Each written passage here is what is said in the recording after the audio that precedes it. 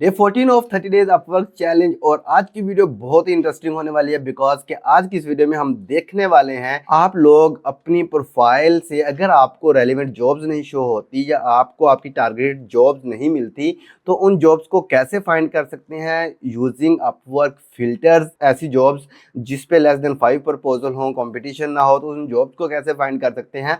या फिर दूसरी चीज़ कि अगर आपके पास आपकी स्किल के रेलिवेंट जॉब्स नहीं शो होती तो आप उन जॉब्स को अपवर्क के फिल्टर यूज करते हुए कैसे फाइंड आउट कर सकते हैं और अपने लिए एक अच्छी जॉब फाइंड करके उस पर प्रपोजल भेज के कैसे क्लाइंट्स को विन कर सकते हैं। तो चलिए लैपटॉप की स्क्रीन पे और डिटेल से बात करते हैं इन फिल्टर्स के बारे में और आपने इनको यूज कैसे करना है उस चीज के बारे में। जी तो आ चुके अपने लैपटॉप की स्क्रीन पे और यहाँ पे आपको सर्च बार नजर आ रहा होगा, सर्च फॉर जॉब्स। आप सिंपल इस पे अपनी स्किल के रिलेटेड या जिस स्किल के रिलेटेड आप जॉब्स फाइंड करना चाह रहे हैं सर्च कर सकते हैं। फॉर एग्जाम्पल मैंने लीड जनरेशन सर्च किया है तो यहाँ पे मेरे पास लीड जनरेशन के रिलेटेड जॉब्स आ गई हैं, लेकिन अब यहाँ पे हर तरह की लीड जनरेशन के रिलेटेड जॉब आ चुकी हैं।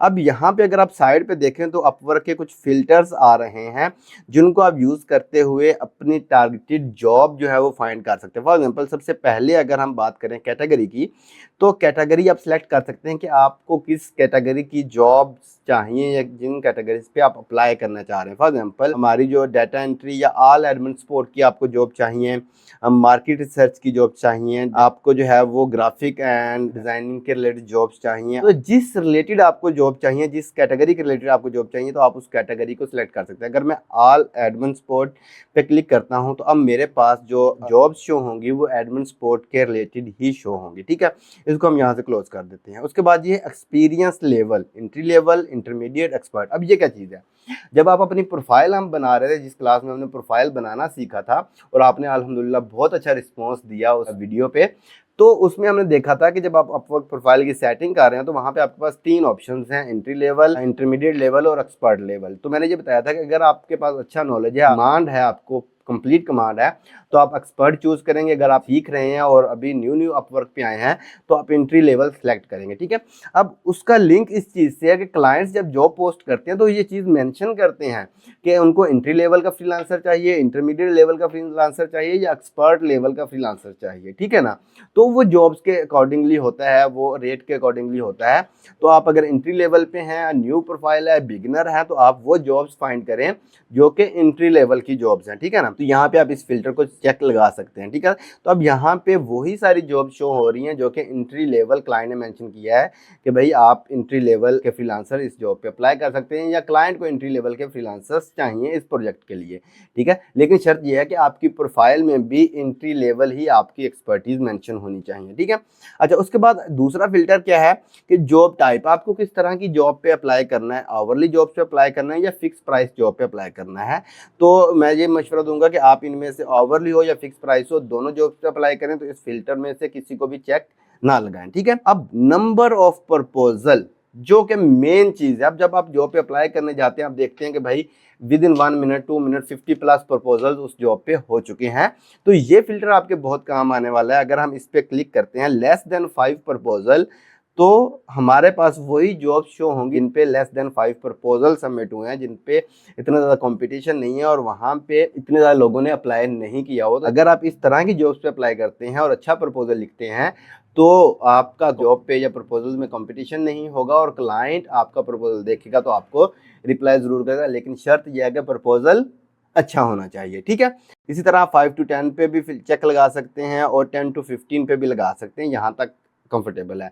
इससे ज़्यादा जो है वो फिर कंपटीशन बढ़ता चला जाता है। तो हमारे पास अब वो जॉब शो हो रही हैं जो एंट्री लेवल के लिए हैं और उन पे मैक्सिमम 10 to 15 प्रपोजल जो हैं वो सेंड हुए हैं अभी तक। ठीक है ना, अच्छा client info, my previous client और पेमेंट मेथड वेरीफाइड। अब ये भी बहुत सारा इशू होता है कि क्लाइंट ने जो पोस्ट की है या न्यू क्लाइंट है उसका पेमेंट वेरीफाइड नहीं है, तो आप इसको भी चेक लगा सकते हैं कि हमें उसी क्लाइंट की जॉब शो हो जिनका पेमेंट मेथड वेरीफाई है। तो आप इसमें स्कैमर्स जो हैं वो इस फिल्टर से निकल जाएंगे और उनकी जॉब्स आपको शो ही नहीं होंगी जिनका पेमेंट मेथड वेरीफाइड नहीं है। क्लाइंट हिस्ट्री, क्लाइंट हिस्ट्री का मतलब क्या है कि no hire, 1 to 9 hire and 10 plus hire के क्लाइंट हिस्ट्री ये है कि इस जॉब पे नहीं बल्कि क्लाइंट की जो हिस्ट्री है उसने कितने लोगों को पहले हायर किया, न्यू क्लाइंट है जिसने किसी को हायर नहीं किया, इस तरह की जॉब पे अप्लाई करना चाहते हैं। 1 to 9 हायर के क्लाइंट ने 1 2 या 9 तक लोगों को हायर किया है अपनी प्रीवियस हिस्ट्री में, या उसने 10+ लोगों को हायर किया है। तो कोशिश करें ऐसे क्लाइंट्स की जॉब पे अप्लाई करें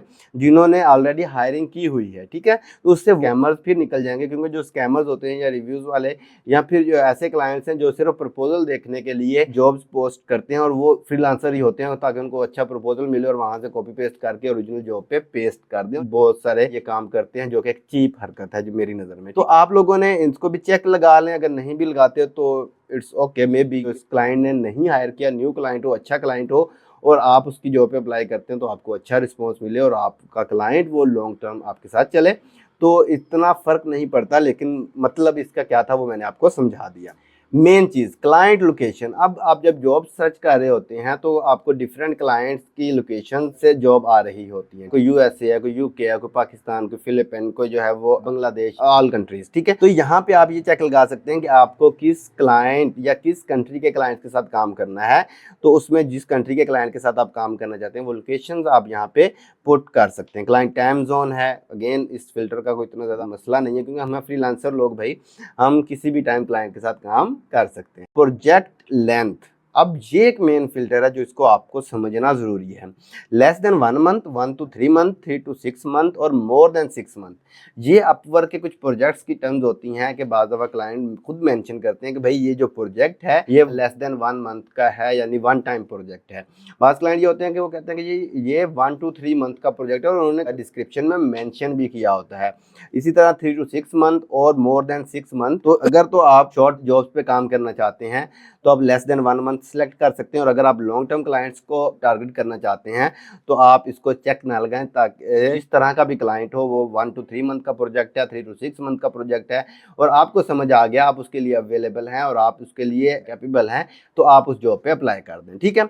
hours per week less than 30 hours, more than 30 hours, ये अगेन अपवर्क की एक पॉलिसी है कि यहाँ पे एक फिल्टर है कि क्लाइंट ये मेंशन करता है कि भाई ये जो मैं काम करवाने जा रहा हूँ, ये मेरा जो प्रोजेक्ट है इस पे मैं आपको less than 30 hours per week आपने काम करना है। और क्लाइंट दूसरी चीज़ भी मेंशन करते हैं, ये जो मेरा प्रोजेक्ट है या जो पोस्ट की है इस पे मुझे वो फ्रीलांसर चाहिए जो more than 30 hours per week work कर सकते हैं। तो अगेन इस पे भी आप चेक नहीं लगाएंगे एंड आप जो है वो इसको ऐसे ही छोड़ देंगे और आपके पास जो जॉब्स आई हैं अब वो अगेन एंट्री लेवल के लिए हैं, लेस देन 15 या 20 प्रपोजल हैं, पेमेंट मेथड वेरीफाइड है और क्लाइंट्स जो हैं वो आपकी मर्जी के हैं और जॉब्स सारी की सारी के हैं वेरीफाइड है। अब अगर इन जॉब्स को हम देखें तो अगेन वही कि less than 5 proposal, less than 5 proposal, payment method verified है, ठीक है। 5 to 10 प्रपोजल है, पेमेंट मेथड वेरीफाइड है, एंट्री लेवल की ये जॉब है।